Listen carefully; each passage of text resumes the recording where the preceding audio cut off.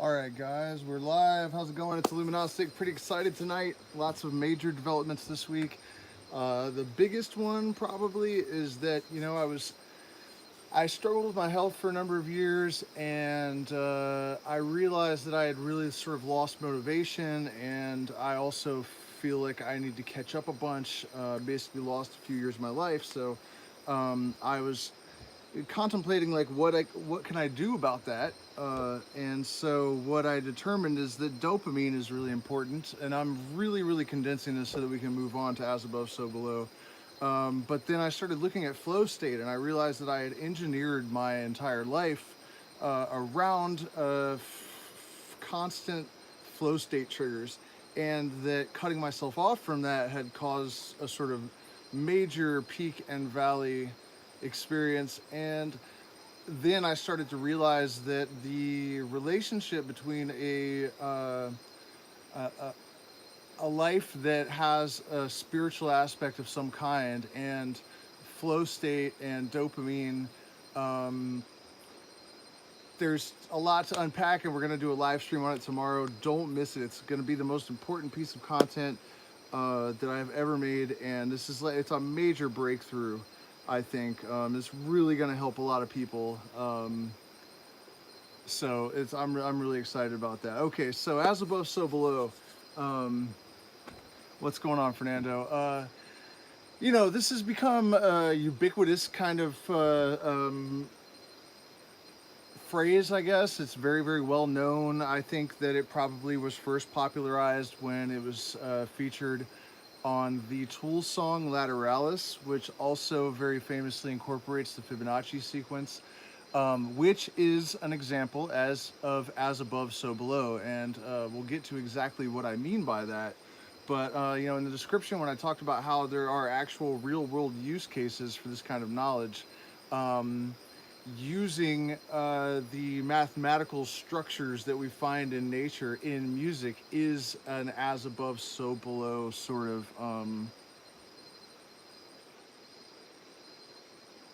That's what it is. So, let's see, where should we start with this? I guess, one of the things to really watch out for when you are looking to merge spirituality and science, it can be done, and it should be done. And the fact that it's often not done is kind of a tragedy, I think, almost a farce. The fact that so many people feel that spirituality and science are mutually exclusive is kind of a reason why science has become increasingly dangerous and corrupted, and spirituality is often laughable, and people are very flaky, and their ideas are unsound, and people are not really engaging in a lot of critical thinking. You know what I mean? So when we realize that these two apparently divergent systems are convergent and actually complementary and necessary to each other, that we can apply the processes of reason and skepticism to our spiritual practice and still actually retain something, right? It's not going to vanish in a puff of smoke, which is I think a lot of people are afraid of. And science as an explanation, blind random mutation as an explanation for life, isn't satisfying to me. In fact, I think that it's clearly indoctrination. That I'm not saying that blind random mutations don't happen. Of course they do. I'm just saying that it seems really obvious to me that there's more to it than that. It's not the entire story. And there's certainly nothing to refute that really out there. And there's plenty of evidence for it. But what I'm also saying about that is that there's a lot of cases of people misinterpreting revelations of science and trying to apply them to spirituality in ways that are not real. One great example of that kind of bastardization, and this is actually much worse. This is one of those deliberate manipulations. The Japanese fake scientist that did the snowflake thing and called them ice crystals, that was a total sham. It was totally just a scam to take advantage of naive New Agers and sell them books. So when I talk about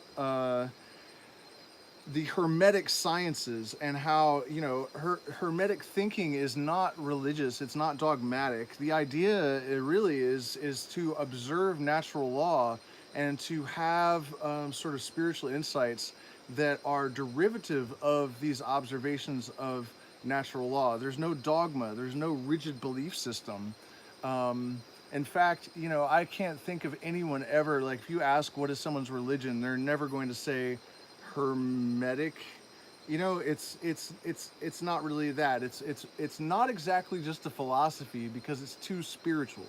So I mean, it's sort of a metaphysical protocol or a way of training the mind to see certain interconnectedness and interrelation between all sorts of phenomena. And so, as above, so below is sort of like the absolute uh, penultimate distillation of the approach and the mentality, the mindset of the hermetic thinker. Um, and so, you know, this is something that physicists hate. Speaking of bastardizing science, but I do think it's valid. So I'm going to go ahead and use it as an example of as above, so below. But we're going to get into some really interesting ones before this is over with. So hit the like button, share, subscribe, support us on Patreon or any one of the options in the chat. We're demonetized, we get no money for this. You guys can't do the super chat thing. Apologize about the extra step, but we really do appreciate your support. So as above, so below. You know, and this phrase actually sort of has, it's like there's a reduction or a compression of an aggregate of ideas, really, because the idea that everything is reflected or reflections of one process or one thing, you know, this is present throughout Eastern systems, but it's sort of implied by as above, so below. And so if you were to shrink a human being so small that they were the same size relative to the nucleus of an atom that they are to the Earth right now, there would be about the same distance from the nucleus to the nearest proton as there is from the Earth to the Moon. Okay, so this is something that is also, you know, the Fibonacci sequence and the golden mean express these things as well. But I think that's an extraordinary bit, and you know, this is sort of conjecture, but I suspect that one of the keys to tying together quantum mechanics and relativity is the scale. So if electrons don't really spin, they blink in and out of existence, and no one has ever you know, come up with an explanation of where they might go when they're blinking in and out of existence. And I'm not sure how it is that they're so confident that it's the same electron, that another one just hasn't formed, but let's go with the current theory and say that it's blinking in and out of existence. I would bet that if you were shrunk down to that scale that we had just discussed, the time that it would take for that electron to blink in and out of existence would be equivalent to the lifespan, average lifespan of a star. So, you know, and the reason that I can be confident in saying something like that is that as above, so below is so powerful, and it resonates with so many people, and it's such a tremendous, it has such tremendous substance because you can apply it to every single system and it will never fail to be true. This is a characteristic of these absolute truths. When you really get to the core, when you're right at the glimmering gate of the transcendental object at the end of time, you know, these things embody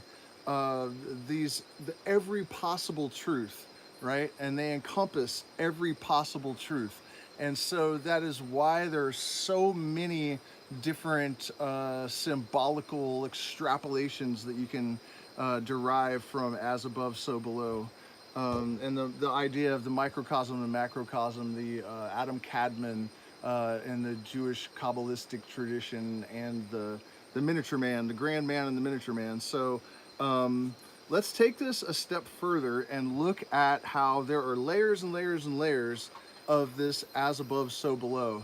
You know, we have oh, and as within, so without. We're going to get into symmetry and an excellent potential explanation for synchronicity.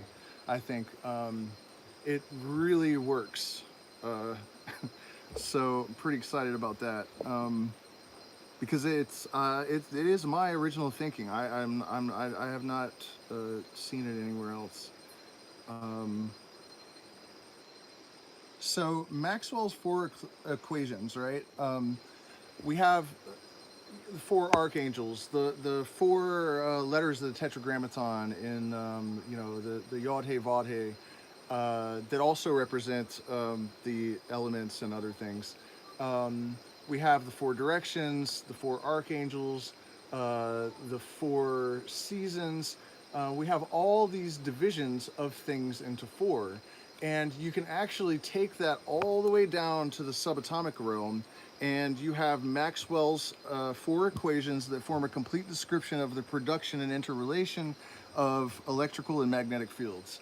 And so I also have spoken about this guru that supposedly was kicked out of the United States for teaching that it's all one thing doing one thing, right? And so the symmetry, which I think is an expression of as above, so below, like that's another way to say as above, so below, symmetrical, right?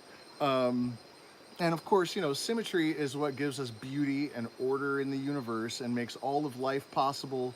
So, you know, it's another layer of why this phrase is so tremendously resonant with people. Okay, so how do you explain this?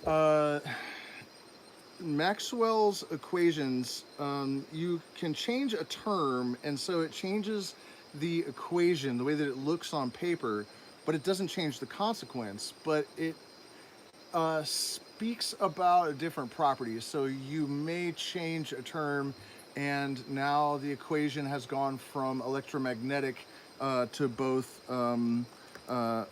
electrical and magnetic together. So this is like the beginning stage of this cube that is the foundation of the universe, and it is the foundation of so many different systems of magic and ritual, these 4 points that interrelate to create and, you know, just as with these 4 equations and what they represent, you know, east, north, south, west, they're all directions, and they're also all relative, just like these equations, in the sense that the equations are all more or less the same thing, but they're just variations of the same thing, right?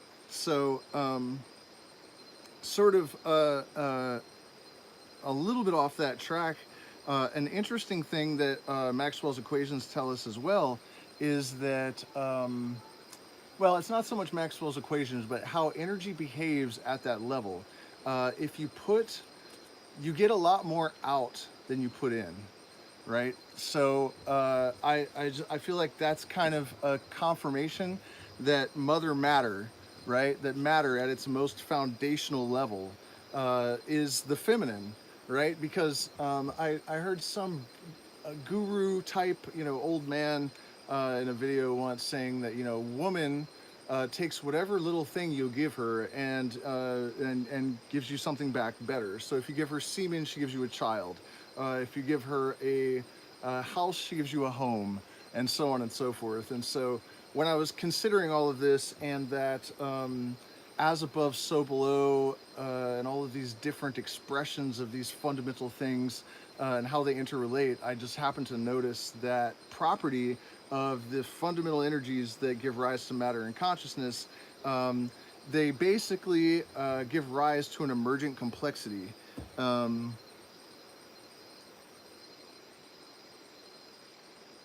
And so I guess one way that you could think about that is that if you just sort of turn these 4 points and your perspective is just a little bit different as to their position, then more complex shapes would emerge. Um, okay, so that I think was like the deepest level of this as above so below, that the you know these 4 points that are so ubiquitous throughout all of these systems, and this idea that there are four fundamental things, right? That's on the macro level. But if you go all the way down as micro as you possibly can, it's still true. And so that is, the real um, crux of the apostrophe with this statement, and I always have found it really interesting when ancient thinkers, and this is not really that uncommon, have posited something that actually turns out to be confirmed by science. The idea that everything is connected, which is often attributed to the Buddha, but is something that any unindoctrinated, free-thinking individual that observes nature and reality eventually is going to come to that conclusion. But the fact that entanglement, the theory of entanglement, which isn't really a theory, it's testable. We actually have computers that use entanglement on the space station. Um, the fact that we know with certainty that there are exchanges of information, basically, that occur across the entire universe instantaneously, and that's not like very, very, very, very, very, very quickly. We're talking about instantaneously, which is of course it defies um, relativity, because that means that the information is not traveling. So in order for there to be an instantaneous exchange of information, that would imply that everything's actually in the same place, that there's only a single point in the universe, and that everything is actually right there in that single point. Um,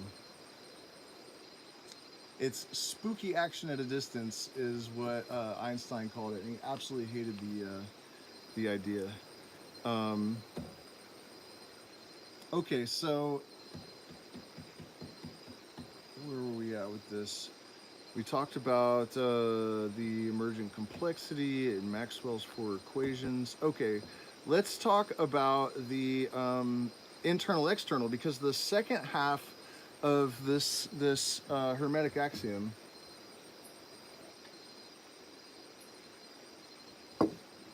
as above, so below, as within, so without, um, I think that synchronicities are a manifestation of the fact that our internal world still has symmetry with the external world. And exactly how that could be is difficult to talk about. But I think that there's a sort of supersymmetry that exists in that way. And this is also why 1111 is a glyph of synchronicities, right? It's these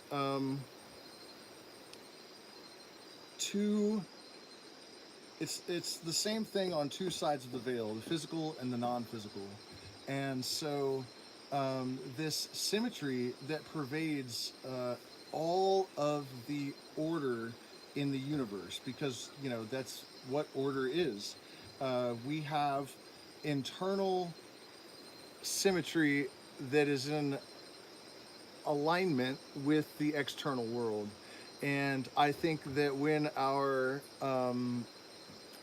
hemisync, when our subconscious and conscious mind, which is another expression of as above, so below, and this is this is an important aspect of it that I haven't mentioned. I think that there was a rabbi that expressed this same sort of thing, but in a slightly different way, and I almost like it more. But he said, Kether is in Malkuth, and Malkuth is in Kether, but after another fashion. And so, in case you're not familiar with those words, Kether is the crown, and it's you can think of it as a sphere of divine light. The Indian system, you might call it the crown chakra, and Malkuth is the foundation, or the earth, or matter, right? And this is another example of someone sort of ancient. I mean, this was only like 200 years ago, but you know, well before anyone knew that matter was light in a standing wave. And so this rabbi's observation that Kether, which is light, is in Malkuth, which is matter, and matter is in Kether, but after another fashion, it's basically saying that, you know, light contains an electromagnetic wave, which is energy, which is matter, right? And light or divinity or both is in matter, but they're in a different form, so in a different fashion. So I think that's kind of a more complete way of describing as above, so below, because it doesn't necessarily mean, I don't think, in exactly, you know what I mean? It's a reflection, it's a different manifestation of the same thing, but it's not necessarily identical. So I really like the way that that rabbi sort of expanded upon the as above, so below, with the Kether Malkuth thing.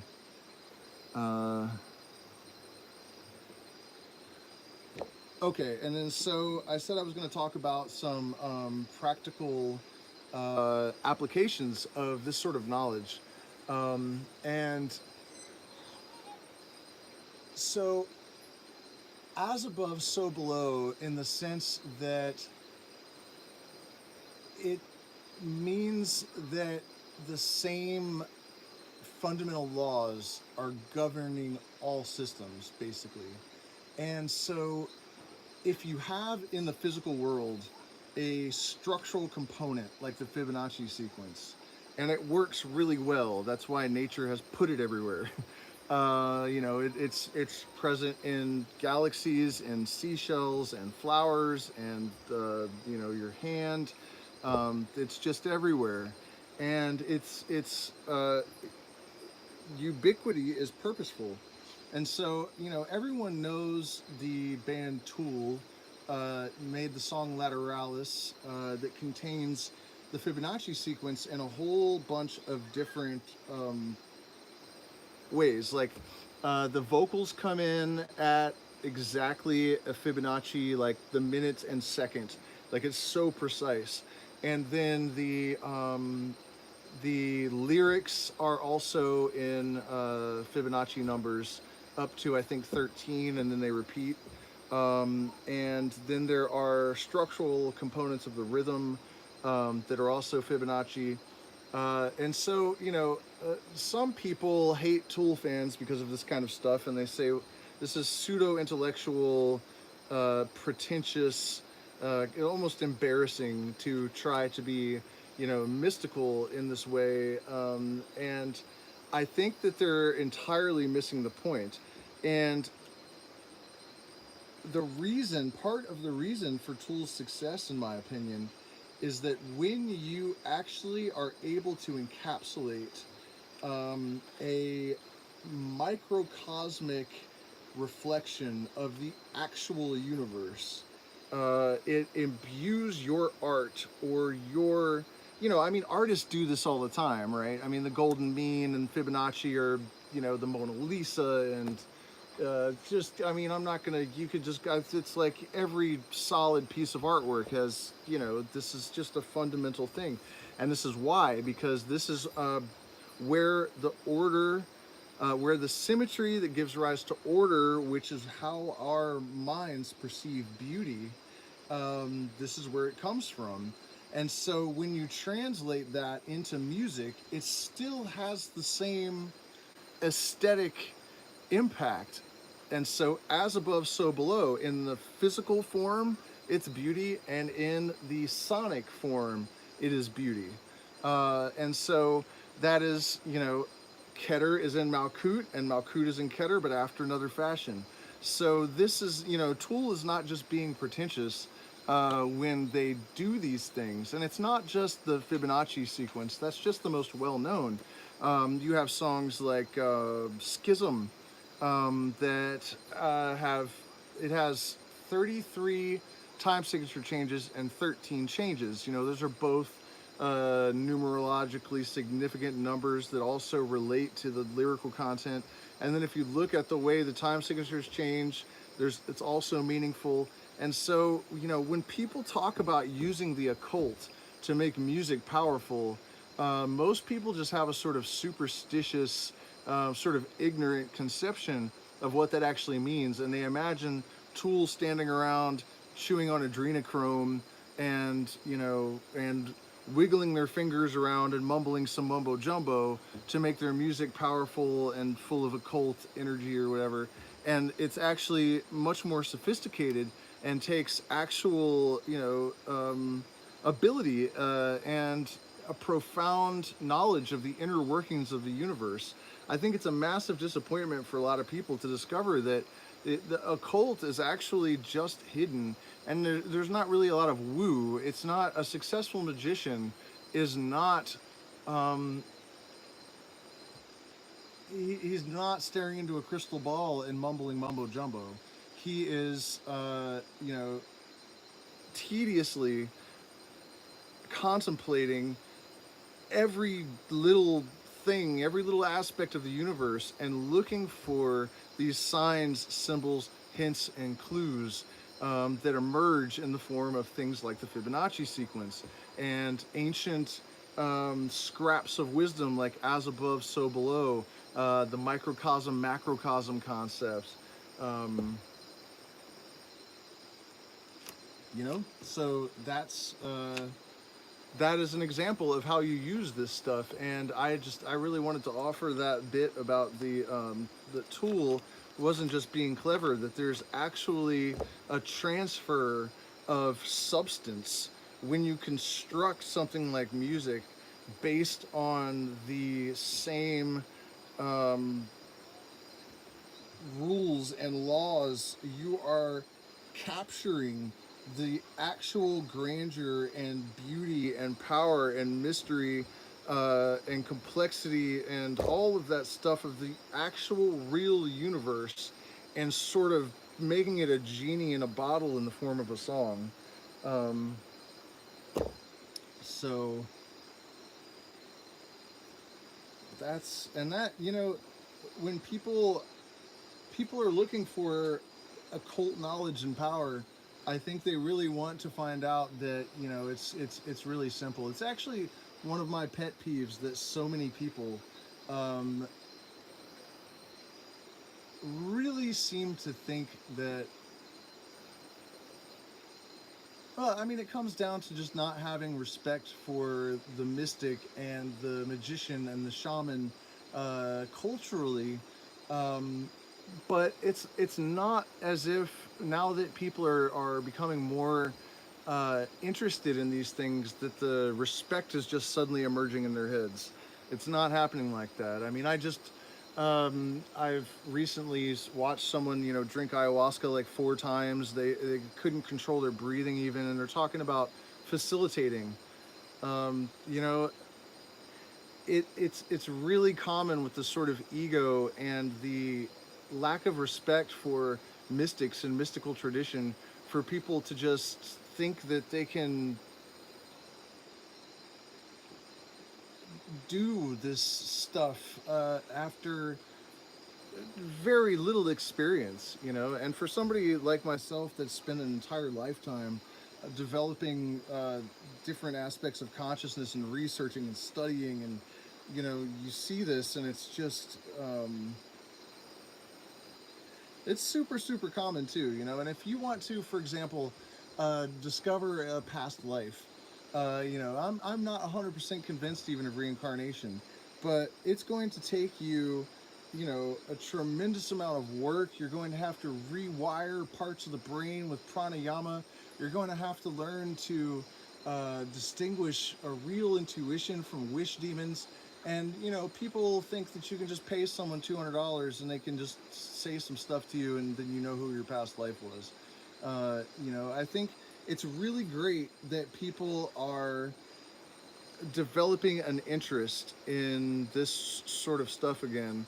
But I'm really hoping that people also will wake up to the fact that it actually requires dedication, you know, years and years of study, you know, a very high level of intelligence.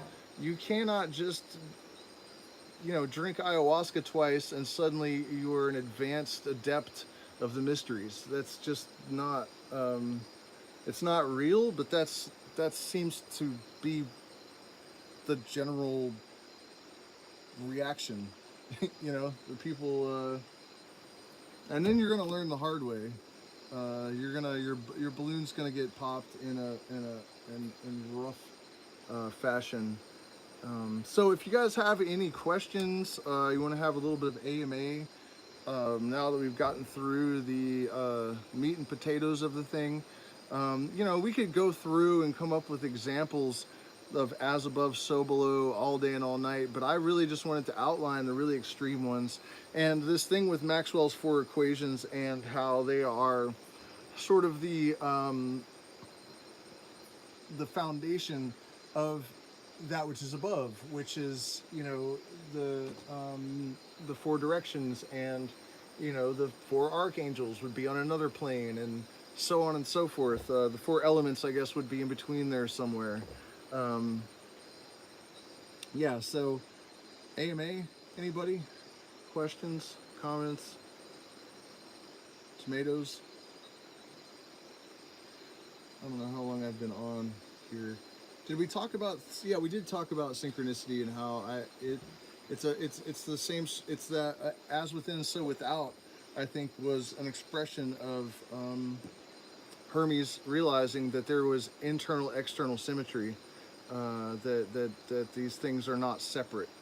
And I think that the reason that people start to perceive them when their consciousness is becoming more holistic is related to the nature of that it's a realization that there is unity, and it's not just this sort of quaint thing that people like the sound of and repeat. It's actually an observable truth that there is a grand unity in the universe, and synchronicities and their having their foundation in an internal external symmetry that is basically observable. I mean, I've witnessed synchronicities in a group setting on levels that are just absolutely mind-blowing, which, you know, implies that not only can you have the symmetry as an individual with the external universe, but then groups can have this symmetry together with the universe at large, which is a whole nother level of just amazing. All right, so thank you guys so much for spending this time with me. I hope that was illuminating.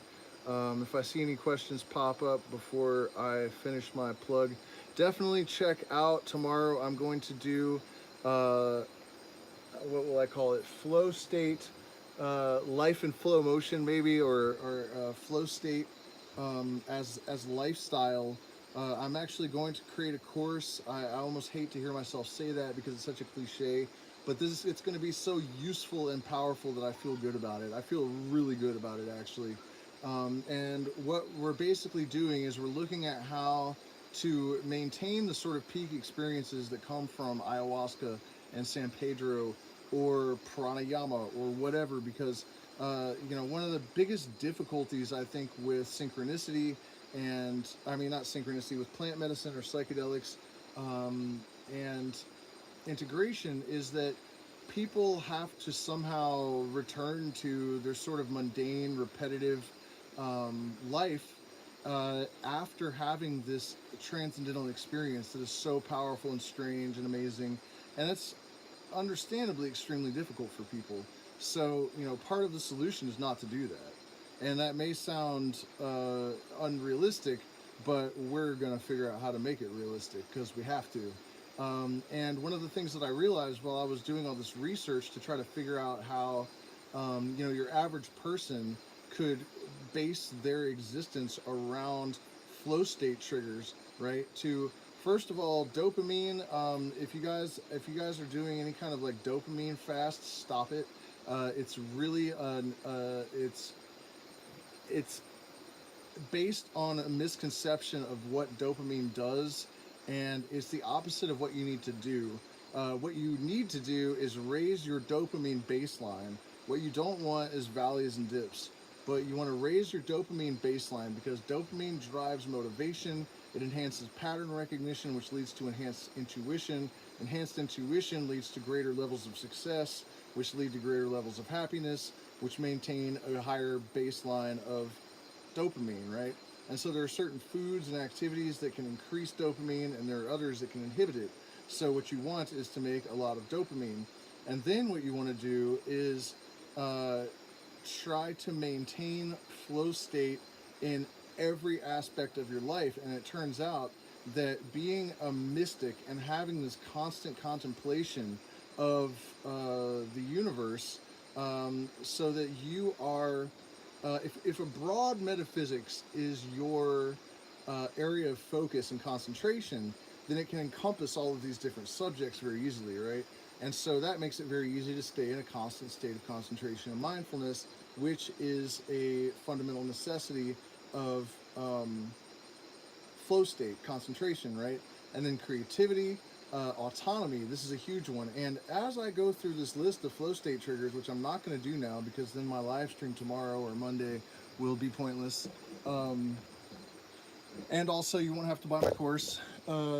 And I do want you to buy my course. I also want you to hit the like button, share, subscribe, support us on Patreon. And we have all of these different options to make one-time contributions. I just noticed that actually my Cash App there is wrong. It should be illumignostic. Yeah, so please do that because we're demonetized and protests shut down the country. And so no one was able to come to our retreat. People actually had to go back to the United States. So we took a huge hit last month, and we have not, it's gnarly. So please do support us if you want us to continue to make content. But I will say a little bit more about this flow state. What I noticed as I was doing all of this research is that our culture, our society is actually heavily engineered to prevent the flow state. And if you look at what people are calling flow state from a bunch of different angles, you will realize that it's really been called a lot of things by a lot of people under different circumstances. And one of those things is spiritual experience and sort of transcendence, the moments of transcendence. You know, dopamine and pattern recognition, there is definitely a relationship between that and the psychedelic experience, right? A lot of the psychedelic experience has to do with pattern recognition.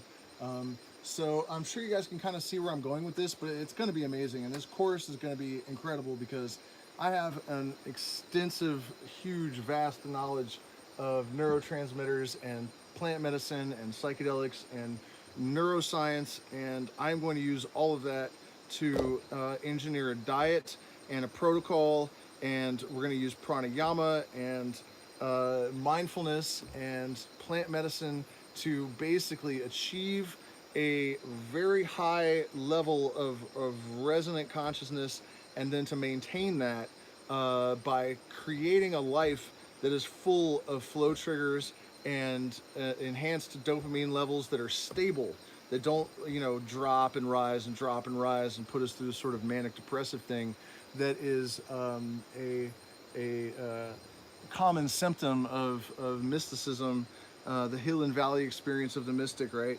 You don't really want that. You want homeostasis. So really stoked about this. If you guys are interested too, remember that our retreats are still happening. Through October, I am teaching hermetic magic and everything that goes with it. So basically like the lesser banishing ritual of the pentagram, the middle pillar, the sort of just methods of contemplation that are required to get good at that kind of thinking. It's also been called scientific illuminism. I like that idea because it sort of implies that you are aiming for illumination, but you are not going to abandon reason and critical thinking. And and on top of that, we're also learning all about plant medicine, ayahuasca, changa, San Pedro, tobacco, bulbensana, chiricsananga, toei. Some of these plants I won't actually let you consume, but we will talk about them. But the safe ones, we are working with those, bulbensana and chiricsananga. We are able to go and work with local Quechua shamans and shamanas. We're doing botanical plant walks at botanical gardens, and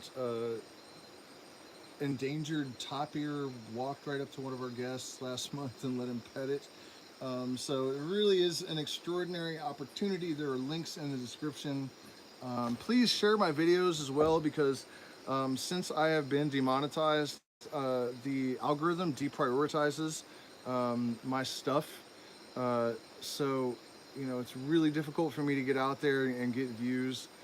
So if you guys know anybody that would appreciate this content, I'm really surprised that none of you guys had any, no one had anything to say in the chat tonight, unless my computer just didn't load it, which has happened before. Nothing, besides Fernando, of course, Fernando. All right, guys, well, thank you so much for spending this time with me. Hopefully you come see us down here in Ecuador. You can sign up for the course in advance. I would if I was you.